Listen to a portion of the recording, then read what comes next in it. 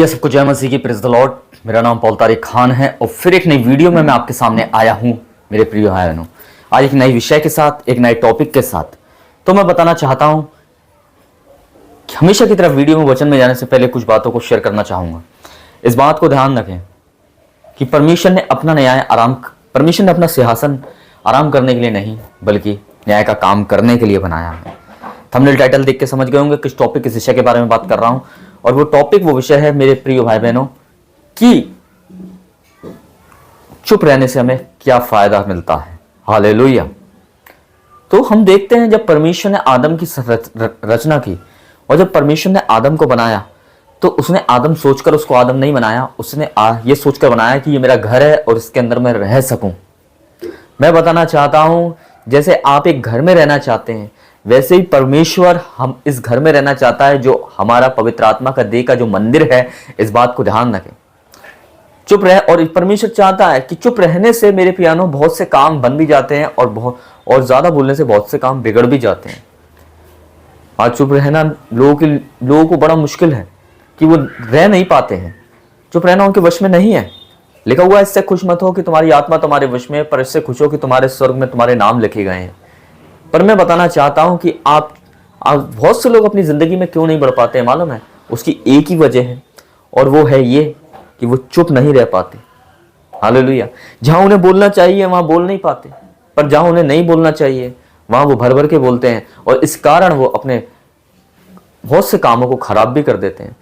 इसलिए जब परमेश्वर ने बनाया आदम को तो उसका एक मुंह बनाया और 2 कान बनाए, पर उसके 10 मुंह नहीं बनाए, क्योंकि जब एक मुंह के कारण परमेश्वर जानता है कि पब एक मुंह बनाया तब ये इतना बोलता है, इसके 10 मुंह बना देता तो कितना बोलता है। तो एक वचन मैं आपके साथ शेयर करना चाहूंगा जो हम देखते हैं। अगर हम एक वचन पढ़ें, लिखा हुआ है, यहोवा मेरा चरवाहा है और मुझे कुछ घटी नहीं होगी। हालेलुया।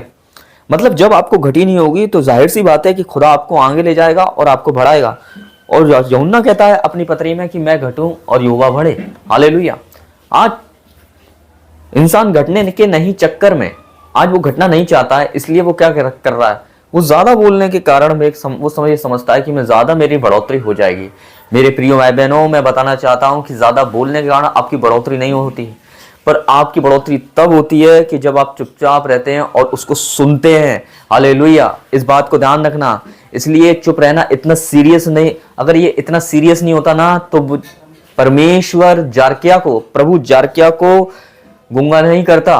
क्यों उसे गूंगा कर दिया? क्योंकि खुदा को मालूम था कि इसके बोलने के कारण ये क्या करेगा, ये सब कुछ बता देगा। इसलिए परमेश्वर ने उसे एक समय पे गूंगा कर दिया था। और कभी कभी मेरे प्यानो वो गूंगा रहा भी, क्योंकि उसमें एक फायदा था परमेश्वर के राज्य का। वैसे ही मेरे प्यानो बहुत से लोग अपनी जिंदगी में हम देख रहे हैं कि चुप नहीं रह पाते हैं, क्योंकि उन्हें अपने आप को दिखाना है और अपने आप को प्रूफ करना है। मेरे क्योंकि हम भी कुछ हैं, पर मैं बताना चाहता हूं कि आपके बोलने से आप प्रूफ नहीं होगे। आप जब उसे सुनते हो ना, जब वो आपको प्रूफ करता है। इस बात को ध्यान रखना मेरे प्रिय भाई बहनों। अगर भजन संहिता 23:1 आयत अगर हम देखें तो दाऊद इस प्रकार कहता है कि यहोवा मेरा चरवाहा है और मुझे कुछ क्या नहीं होगी, घटी नहीं होगी। अगर वाकई में मैं आपको बताना चाहता हूं एक बात, हालेलुया, वो हमारा देखो, एक चरवाहा दूसरे चरवाहा से कह रहा है कि तू मेरा क्या है, चरवाहा है, क्योंकि चरवाहा की क्वालिटी को जान सकता है। हालेलुया। एक चरवाही जो काम करता है वो उसके दूसरे काम को पहचान सकता है कि ये क्या है। उसमें वो उसके नुस्खे को भी देख सकता है और उसमें उसके फायदे को भी देख सकता है। तो एक चरवाहा दूसरे चरवाहा से कह रहा है क्या? हालेलुया।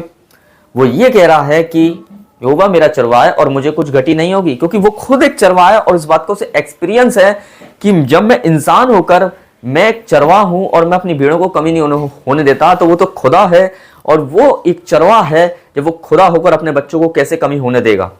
पर कमी घटी कब दूर होती है? जब मेरे प्रियानो अपनी जिंदगी में, अपने जीवन में जहां हमें नहीं बोलना चाहिए वहां हम बहुत सी बातों को बोल देते हैं और मेरे प्रियानो बहुत से कामों को खराब कर देते हैं। पर मैं बताना चाहता हूं कि चुप रहने से आपकी ज्यादा भूलने से बढ़ोतरी नहीं है, आपके चुप रहने से बढ़ोतरी है। हालेलुया। हर चीज का एक समय है, जैसे सपोदेशक की पुस्तक कहती है, ये बोलने का समय, चुप रहने का समय, खाने का समय, सोने का समय, जागने का समय, हर एक चीज का एक समय है। आप कहीं आप ऐसा तो नहीं कर रहे हैं कि जो समय चुप रहने का है उस समय में आप ज्यादा बोलने के कारण अपने काम को और और अपने परिवार को, अपने समाज को बिल्कुल खराब कर रहे हैं।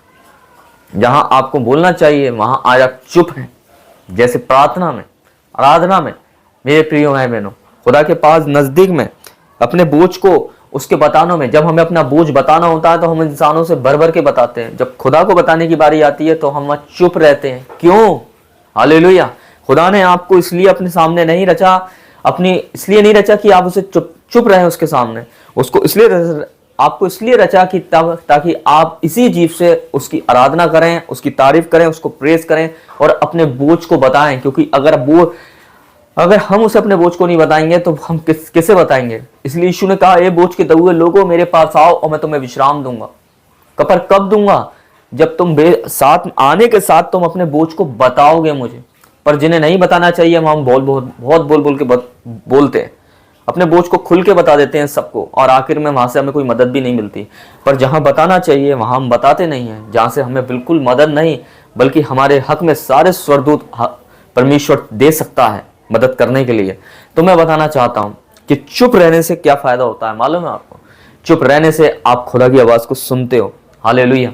और ज्यादा बोलने के कारण मेरे प्रिय आयनों, कभी कभी हम खुदा की उपस्थिति को खो भी देते हैं। इस बात को ध्यान रखना।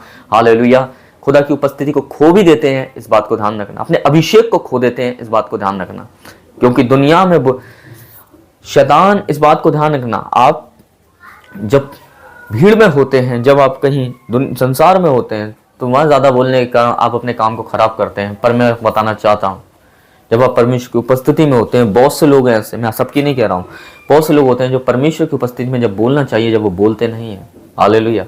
वो कहते हैं खुदा तो मन में भी प्रार्थना सुनता है। अरे वो मैं मानता हूं कि खुदा मन में प्रार्थना सुनता है। जब वो मन की आवाजों को सुन सकता है कि उसके बारे में लोग फरीसी क्या बात कर रहे थे, तो क्या वो मन की प्रार्थना को नहीं सुनेगा? पर जैसा आपका मन बात करता है उससे ज्यादा परमेश्वर, क्या खाली उसने आपके बॉडी के पार्ट में खाली मन ही बनाया था? नो, उसने अंदर इनर पार्ट में मन बनाया था, पर आउट पार्ट में क्या बनाया था? जीभ बनाई थी। क्योंकि जीभ को इसलिए नहीं बनाया कि आप वही जीभ उसकी उपस्थिति में शांत रहे, ये जीभ को इसलिए बनाया ताकि उपस्थिति में उसके बोले, घोषणाएं करे और मेरे प्रिय भाइयों बहनों खुदा को प्रेस करे और शैतान के को यीशु मसीह के नाम से कुचले। वैसे ही जहां बोलना है वहां बोलिए और जहां नहीं बोलना है वहां चुप रहिए। हालेलुया। जिससे खुदा के किंगडम का राज्य बढ़े। हालेलुया। और शैतान का राज्य जाए। सबको जय मसीह की। Praise the Lord. अगली वीडियो में बहुत जल्दी मुलाकात होगी एक नए वीडियो, नए टॉपिक के साथ। तब तक के लिए जय।